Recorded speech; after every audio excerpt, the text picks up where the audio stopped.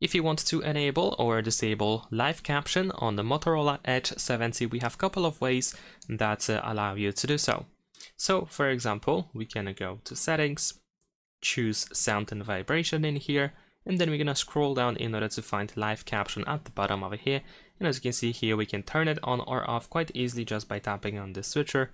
And we also have additional settings of live caption that you can go through if needed. Besides that, you can press volume up or volume down in order to open this media volume level. And at the bottom, we have live caption button. Besides that, I believe that you can also add the live caption button to the to quick settings. I think it is not added by default. So what you can do if you want to have quicker access is you can tap on this pen icon. Then we're gonna scroll down in here and we just need to find the live caption. There we go. It is over here. So we're gonna drag and drop it over here at the upper section. And there we go. And we can easily enable and disable the live caption in here. Thanks for watching. Leave a like and subscribe.